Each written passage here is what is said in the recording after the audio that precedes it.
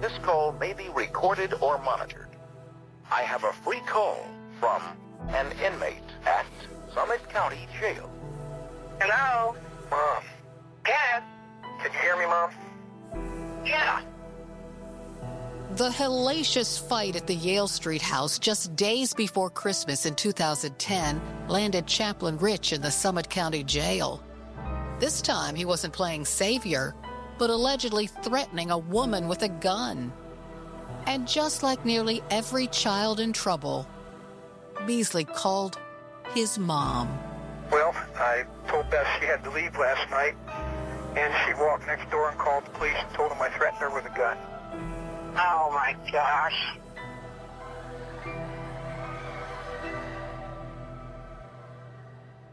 The caring chaplain morphed from a devout street minister to a persecuted saint, framed by the very clients he supposedly served, those women.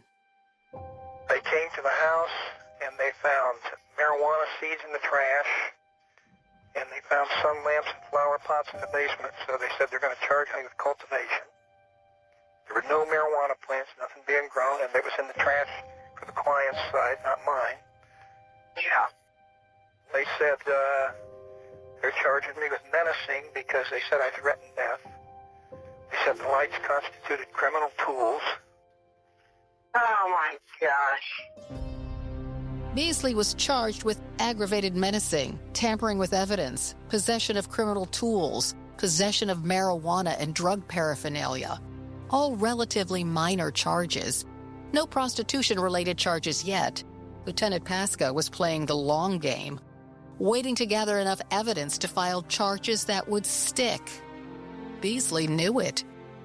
He told his mother his days as a street minister were over. He urged her to evict any remaining clients at the Yale Street house. He asked his friends to sell everything inside, right down to the refrigerator, and shared a hard truth with them. And I'm going to lose the house. That's a done deal. Mom and I discussed it, and we said, it's not worth making another house payment. I concur. Even if you paid it off, you don't have anything. I agree with you. Police say he was a man watching his carefully crafted world collapse. No more Yale Street house, no more girls, no more back page, no more money, and maybe no more credibility as a man of God. Although he clung to his ties at the Akron Bible Church, spinning a carefully crafted storyline, a righteous man protecting the church's honor, warning the ministries there may be trouble. Talk to Randy, tell him what's going on. Because they repeatedly asked me if I was still employed by Hope, and I said I was never employed by Hope, I was a volunteer there.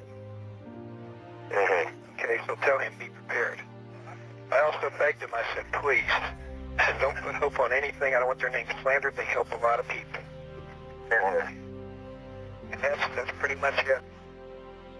The more Lieutenant Pasko and his team investigated what exactly went on inside that Yale Street house, the more desperate and despondent Beasley sounded. If they nail me on this, I'm going away. Huh? If they nail me on this, I'm going away. Okay. Thank you, Mom. Okay. Bye-bye. I love you. Bye. Bye-bye. I'm Carol Costello. This is The God Hook, episode 4 of 10, Beating the System. Beasley's efforts to distance himself from his own sober house didn't work. Pasko had eyes and ears everywhere. We got information that he was preparing to move. And so we felt if he moved, we could lose all the computers and all the forensic evidence, flash drives, little camera cards. Pasko knew about men like Beasley. Once they were locked up, they would try to bury anything that could bury them. We also knew that once he got arrested, there would be a high probability that the items might be destroyed or thrown away. That's what prompted us to get the search warrant, rush in there, get all the stuff we could get. Pasko got a warrant to search Beasley's house the day after the arrest, and oh boy did he hit the mother lode. 3 computers, images of naked women, including Savannah, the young woman Amy had tried so hard to protect. We knew the computer evidence was going to be the really damning stuff because the girls had told us, hey, Rich takes us upstairs, he takes pictures of us, and then he puts it on Backpage. So we go upstairs to the bedroom when we're doing the search warrant. I go, hey, that's the plant and that's the wall hanging from Amy's photo shoot, right? So it's real easy to tie him into this organization because it's his house. And the headboard's exactly the same and the comforter's the same. So it was great for us, evidentiary-wise. Plus, we did a subpoena for Backpages on who purchased the ads and all that stuff, and it was tied to Beasley, so that was a big help. Pasko's team also found handwritten letters from female inmates asking about an escort service. One of those inmates, Savannah, who drew what looks like rays of sunshine around the handwritten address on the envelope. Inside a letter, neatly printed, it read, "I'm definitely interested in the escort business. Heck of a lot safer than jumping in and out of cars. But when I get started, I'm going to be all business, no screwing up, because I'm about the money. Don't get me wrong, Rich. I enjoy having fun. Do you cook?" And then they found the notebook. Page after page filled with handwritten messages, intimate and predatory. I'm going through a notebook, page by page. It's painstaking. I don't want to miss a thing.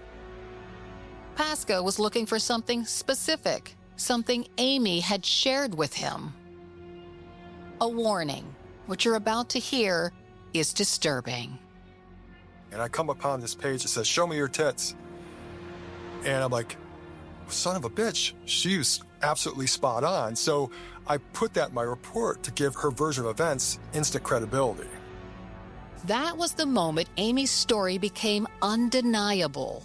Beasley knew jailhouse visits were monitored, so he passed notes. Police say that way he could express what he really wanted and escape notice.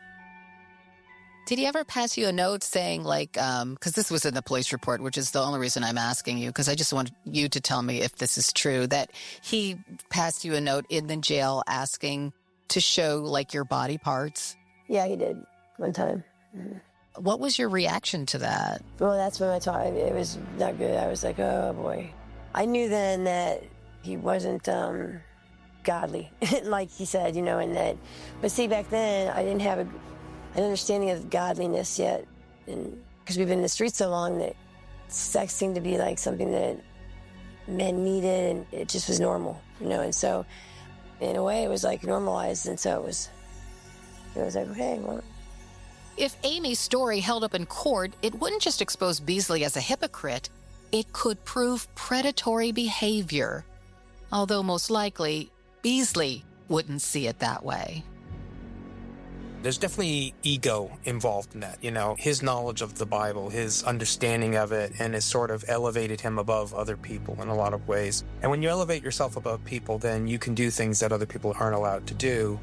Criminologist Vulcan Topali. I'm allowed to do these things. I'm allowed to treat people this way. There's a grand, larger plan that I alone am part of. The more he was able to get away with it, the more he believed he was supposed to be able to get away with it. And so when you're talking about prostitution, you're talking about young women in his domain, so to speak. Every instance where he's successful is just more encouragement for him to continue doing these things, because it's affirmation that he is as important, as powerful, as strong, as knowledgeable, as legitimate as he thinks he is. Pasko now had a list of 19 women and an underage boy. All photographed, all posted on Backpage. Everything was falling into place until it wasn't.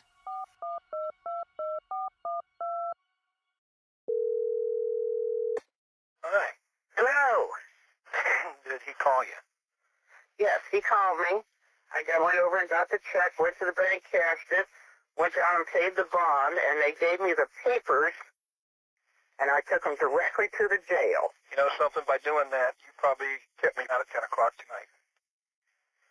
And they'll probably let me out in the next 2 or 3 hours. Listen carefully. You will hear the change in Beasley's voice, the relief, the sheer joy as he learns he made bail. That's right, Beasley walked. Yeah, they didn't issue a protection order. I couldn't believe it. Yeah. and he says that they would have put you on a signature bond, except there's a pending weapons charge. Really? Okay. Come on down and get me. They're releasing you? That's me. I'm Beasley. Come on down and get me. Okay? All right, I'll be down there in a few minutes. Beasley made bail until trial. He could celebrate Christmas with his mom, a twice-convicted, born-again felon who'd already done time on gun charges, beat the system. Or so we thought. Beasley's taste of freedom actually lasted just 2 months. On a cold February day, he was hauled out of his mother's basement by Akron police. Not for Pasko's active prostitution case, not for those pending drug and menacing charges, but on a technicality. Here's where things get complicated.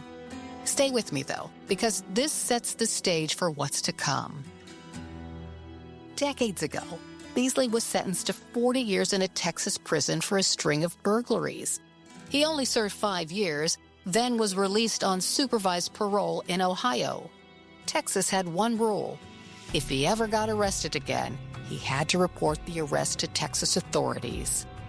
Beasley did not do that. So Texas picked up the phone and told Ohio, arrest that guy. Ohio obliged.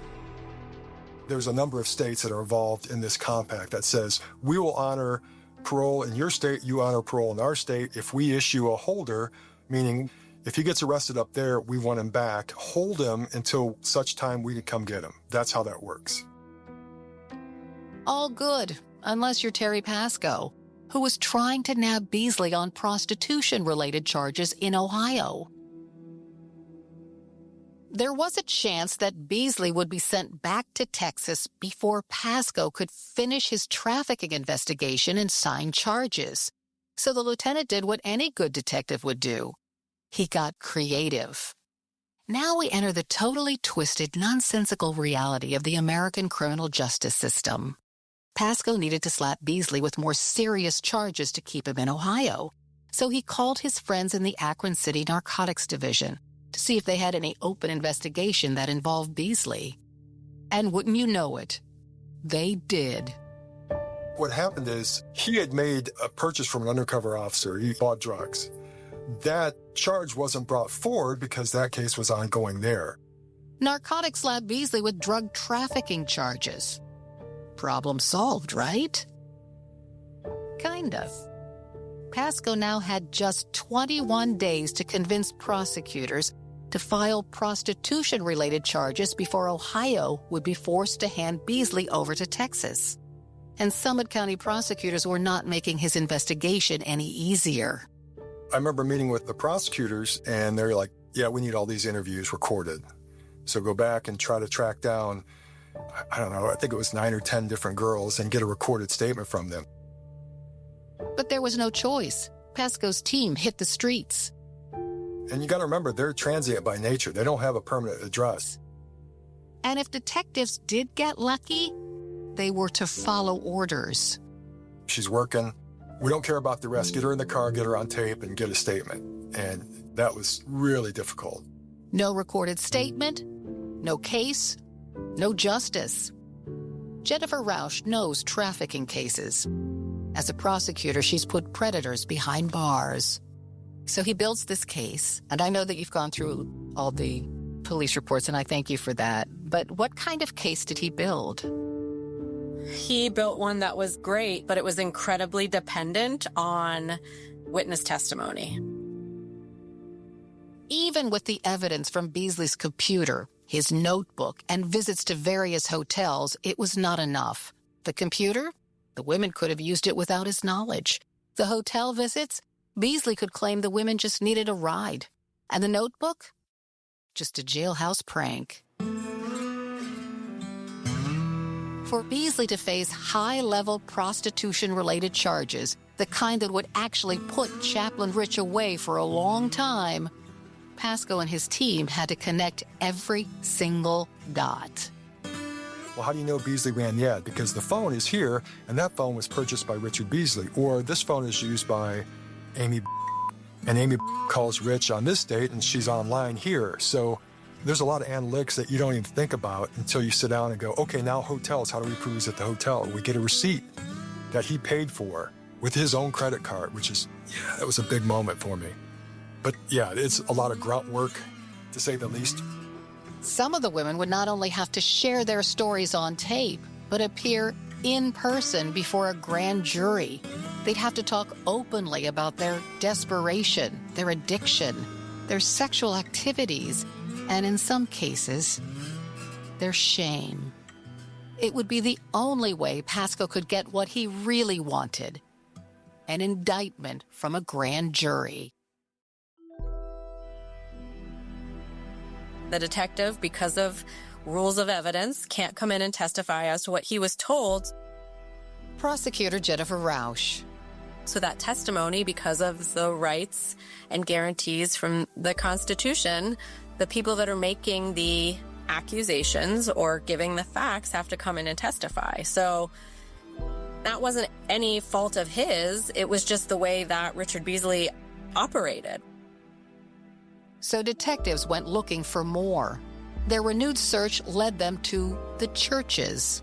They wanted to know how Beasley was able to get his hands on Hope Ministries' official stationery with its letterhead and use it to write letters to Summit County judges to get women out of jail, like the letter he wrote on Amy's behalf. Was Richard Beasley using the Hope Ministries to raise money for his halfway house, or just using its reputation to gain access to these women?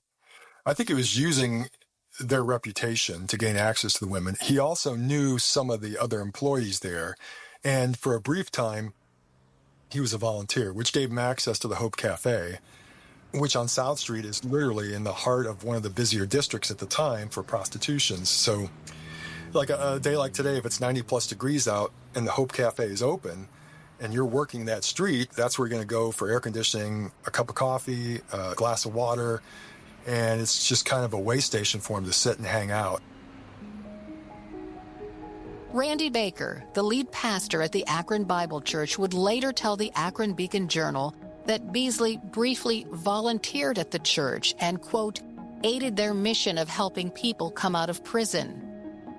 Once Beasley opened his own halfway house and invited women to live there, the church backed away from Beasley because they knew who he really was. As Pastor Baker put it, Beasley was, quote, always up to something crazy. He was smooth. Others would call Beasley a con man. Matter of fact, one of the interviews we did with a staff member there said he only paid attention to the females coming in, and it was an uneasy interest in them, and everybody else could feel it. And there were people there that had a legitimate interest in them being rehabilitated, and they were not comfortable with what they saw. I thought about Amy, who risked everything to stop Beasley. I thought about Savannah, the young woman who believed Chaplain Rich could give her a better life. I thought about the church and its mission. And then I thought about how when Beasley became a problem, the church distanced itself. I guess to me it was like, well, is that all they did? Shouldn't they have done more? I mean, I think that you could definitely ask that question, but then what more would they do? They're going to call and make a report that he is fraternizing or hanging out with or providing shelter to, whatever kind of word you want to use, to women engaged in sex work. And then what? So then they're going to talk to him and he's going to say, well, yes, I'm doing this, this, and this. Like, talk to this judge, talk to this person, whatever. And at that point, then you're going to need one of the women or somebody else to give a contrary claim. So if they report it, what exactly are they going to report? And then will that turn into an investigation? Well, we think something weird's happening. So then what crime are the police supposed to go investigate on that report? We reached out to Randy Baker several times for this podcast. He has yet to return our repeated calls. We're still waiting. Pasko also reached out to the Chapel, the big establishment church in town that Beasley attended with his mother, a place where he worshiped alongside Summit County judges, where he introduced Amy to Judge Unruh, and where sometimes he brought a boy with him, Brogan Rafferty.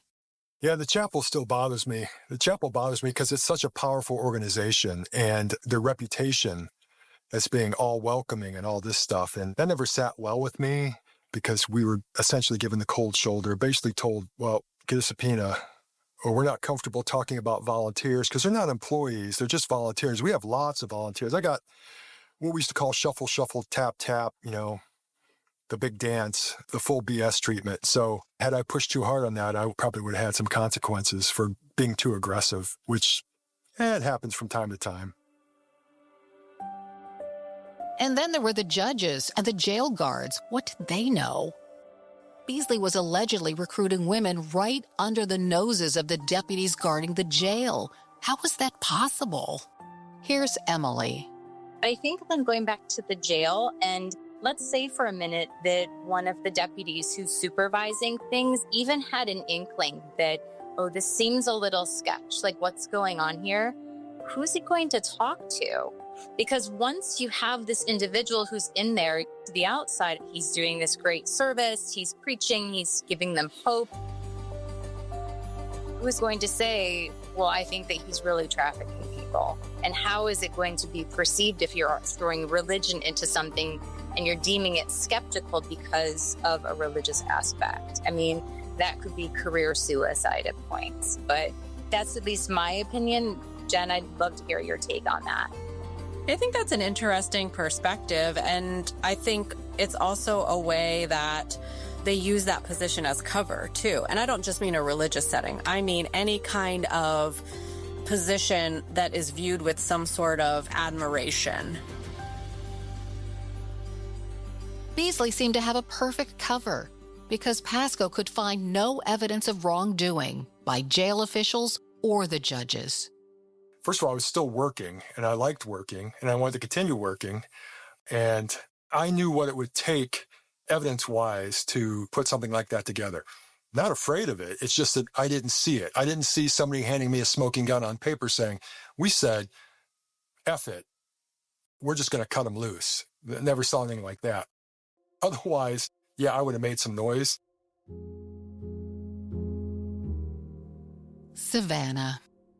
The young woman Amy had tried so hard to protect. On March 5th, 2011, Savannah was found dead in a motel room. She was 22 years old. She was all messed up. She was trying to find love anywhere she could. Savannah had overdosed. Heroin. She had a very bad addiction, and Rich got her out of jail. She was one of the ones that thought she was going to get sober, Instead, her body was found in a bathtub. I was kind of shocked when she overdosed. I mean, at any given time, any one of these girls could have overdosed and died, but she was the one I thought, if anybody's got a chance, she's got enough street smarts to get out, but not so much. Amy believed that too. To this day, she still wonders if Beasley played a role in Savannah's death. She knew. She was one of the only people that knew that I was talking to Lieutenant Pasko. Amy had sworn Savannah to secrecy. She was not to tell anyone Amy was working with detectives. Not Beasley, not anyone. He would check you for wires sometimes. He got paranoid. And he would say, if anybody tries to wear a wire on me or tell on me or anything like that, trust me, I will find out, and I will kill you. In the weeks before Savannah's death, Amy says the young woman called her from a hotel room. She could hear Beasley's voice in the background. She called me up and was talking to me, and her and Rich were having words. The argument escalated. She had a very fly mouth, and she'd have him on the edge because she would talk back real bad. And I always think she had like ADD or something. She was just really real hyper. And then Savannah slipped. She started saying stuff to Rich, not about me, but she was saying stuff that, screaming at him, you know what? That's all right, because your time's about up. You're going to get busted. I'm going to make sure you get busted. Amy panicked. I was telling her on the phone, please shut up. She kept going on and on and on. She wouldn't stop. So did she die of a heroin overdose? And that's what they said she died of, but I don't believe she died of that. She was an addict. So there would be no way to know. Mm-hmm. He's very smart, so he knows. He knows. There is no evidence tying Beasley directly to Savannah's death. He was in the Summit County Jail when she overdosed. But it was clear Beasley was not happy with Savannah. He told his mom she had betrayed him. I do. I really do feel betrayed by some of these people, like Savannah and Beasley said Savannah didn't appreciate the prayers he sent her way. I had Savannah and for example. I had people in the class writing them letters when they were in jail, praying for them. I know. I mean, you wrote them letters, didn't you, Mom? Absolutely. But you're there stabbing me in the back. He said, "They're stabbing me in the back." Although Lieutenant Pasko is certain it was Beasley who supplied the women in the Yale Street house with their drug of choice. He was good with oxys, and most of the girls were using oxy, some heroin, later on fentanyl. Some still smoked crack, some did meth, but they would take whatever he had to get high because it's not a good life, and so you have to be numb to go through that. In the meantime, Beasley, still behind bars for selling drugs to undercover narcotics cops, was working on a way out. Another bond hearing loomed. Beasley talked about his choices with friends. Make a deal on the drug trafficking charges? Or go to trial? Mom says you have to make a choice, either trial or plea bargain. My personal preference would be trial. I don't know what they got. If you plea bargain, you're basically admitting guilt. Yes, that's true. So what difference does it make, a trial or not a trial now? But in the end, that's the thing. They're saying, well, look, we're going to give you a plea bargain. It's an unreasonable number. I'm like, they're going to make me do it in Texas anyway. There it was again. Texas, the albatross around his neck. Extradition back to Texas wasn't just a possibility. It was a certainty if things didn't go his way. Beasley had already done 5 years of a 40-year sentence for what he called daytime burglaries. If Ohio sent him back to Texas, he might not come back to Ohio for a long time. Not in 5 years, not in 10, maybe not ever. If he pleaded guilty to anything in Ohio, he'd be signing his own death sentence. We're all going out there, but we're so worried about you. I just don't want to end up dying of old age in prison. Right. On Friday, once you're arraigned, is there a possibility of bail? No, there's a holder on me from Texas. I'll never make bail. I wish I could. I'd be out right now. I mean, they got a $25,000 10% bond. I could be out. That's not a problem. But it's just with a hold from Texas, it's not going to get done. Beasley understood the game. Texas had a claim on him, and it wasn't going to let go. He would never make bond because there was a warrant for his arrest from Texas for that parole violation. There would be no bond regardless of the offense. But something else was looming too. Bigger trouble was coming. He had to feel it. The walls were closing in, and this time, it wasn't just about Texas or the drugs. It was about the women who lived in his Yale Street house. Women who whispered things to the wrong people. Women who now had the police paying attention to them. Beasley had to know that because one of his church friends had already cut ties. A chaplain who had done maintenance work at his Yale Street house refused to come back to the property. He said the police were back down at Hope asking questions again. And he was just in over his head. And one of the girls at the house had informed on somebody, and there were people looking for her, and he didn't want to be around that. Again, there is no evidence Hope Ministries or the Akron Bible Church worked with Beasley to set up a halfway house that served women. Beasley was losing control. The churches that once gave him credibility, they had long distanced themselves. His so-called ministry, crumbling. His Yale Street house on the chopping block. His money, gone. His future, a prison cell in Texas. There was no way out. I think last fall, I was converted to a woman's housing unit. That's caused nothing but problems. So, outside of that, I won't know any more till Friday till I get arraigned. Beasley's bond hearing was set for July 12, 2011. If there was any time for a miracle, this was it.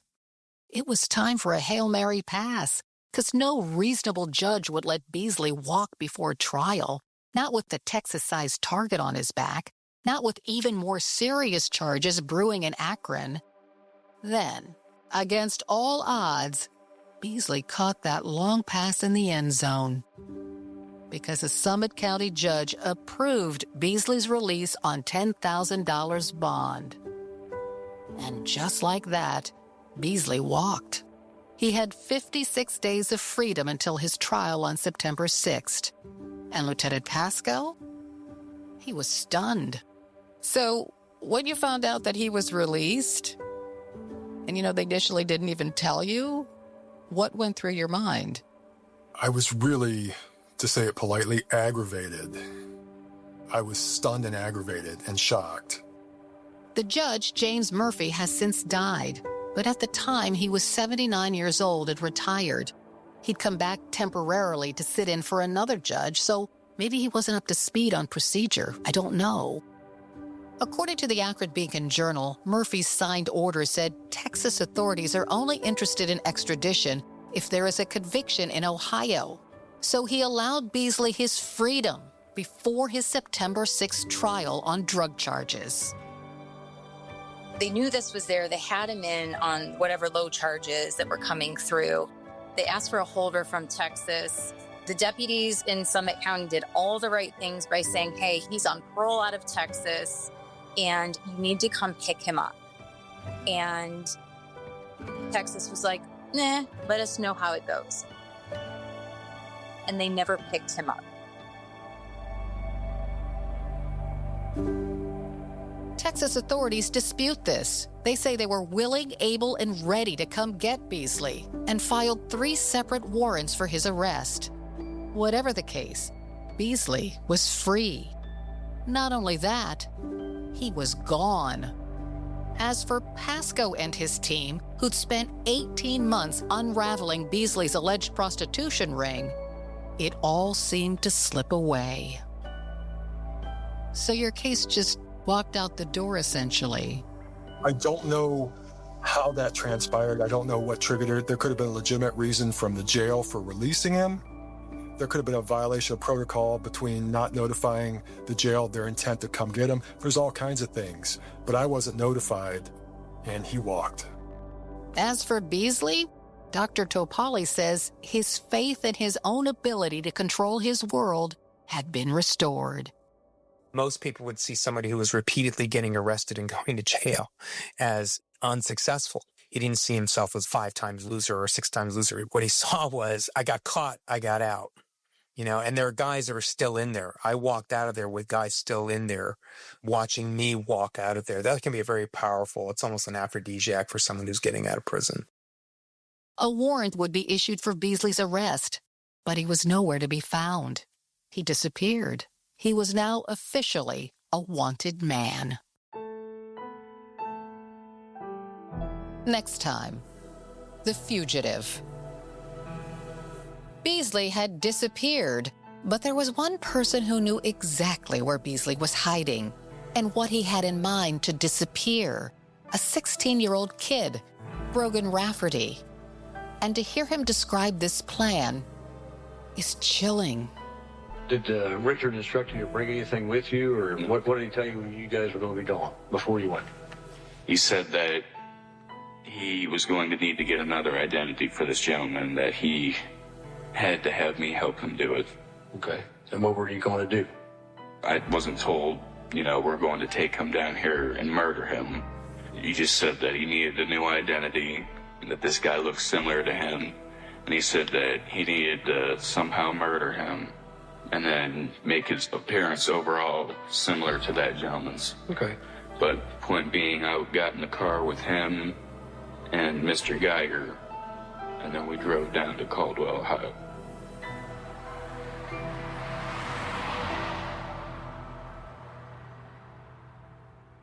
Thank you so much for listening. If you'd like early and ad-free episodes and exclusive bonus content, please consider joining our supporting cast or Apple Podcast subscription.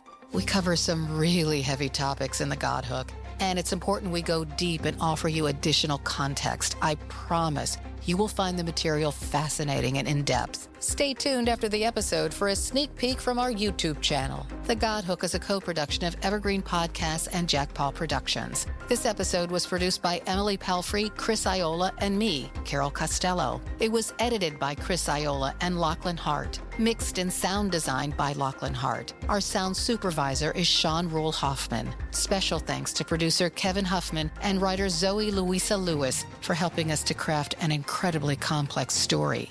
Original music composed by Timothy Law Snyder. Additional thanks to production director Brigid Coyne and executive producer Gerardo Orlando. All of the information in this podcast came from current and former law enforcement, prosecutors, journalists, police reports, court documents, news reports, as well as the victims' family members.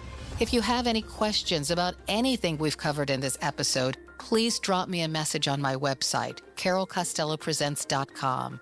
We may address them in future bonus Q&A episodes available exclusively to supporting cast and Apple Podcast subscribers. If you want to hear more, please subscribe via supporting cast or Apple Podcasts.